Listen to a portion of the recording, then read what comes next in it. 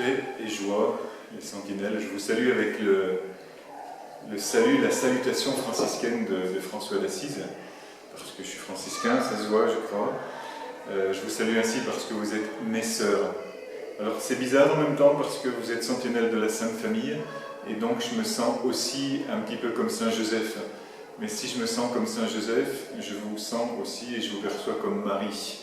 Et je trouve que c'est très intéressant ce regard prophétique que nous pouvons avoir les uns sur les autres, parce que Joseph cueillait beaucoup de prophéties dans la vie de Marie, dans son regard, dans ses attentes, dans ses non-dits, dans ses paroles prophétiques. Et je crois que aussi Marie prenait beaucoup dans la présence aimante, quotidienne de Saint Joseph. Alors pour moi c'est souvent une présence silencieuse, parce qu'il y en a qui habitent très loin, bonjour, paix et joie, celles qui habitent très loin, et puis il y en a qui sont proches, que je vois un petit peu tous les jours. C'est comme dans la Sainte Famille, il y a quelque chose qui est extrêmement rapproché, il y a quelque chose qui est dans le domaine de l'éloignement, mais tout est dans la dimension de l'amour et de la prophétie.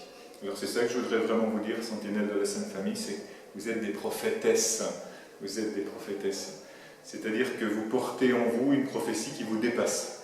Vous portez en vous une attente du message de Dieu qui se réalise, et cela, ça vous dépasse. Et puisque vous êtes des spécialistes de la dizaine, regardez par exemple ce qui se passe, aujourd'hui on est samedi par exemple, ce qui se passe dans les mystères de la joie. Regardez comme il y a de la prophétie au moment de l'annonciation, Marie accueille la prophétie de l'ange.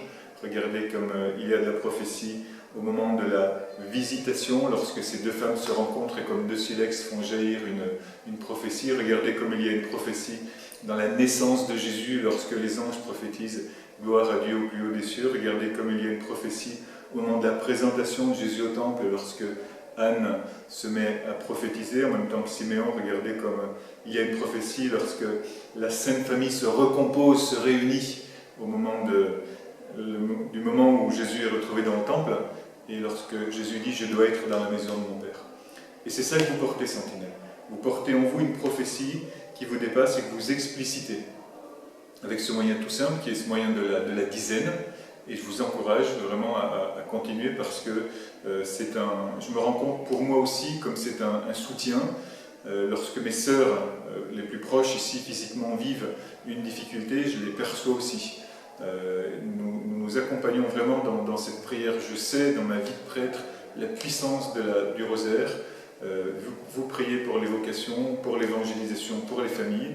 J'en fais autant de mon côté dans cette complémentarité entre Joseph et Marie aussi, et par cette dizaine qui est un moyen tout simple par lequel, vous êtes des dizaines.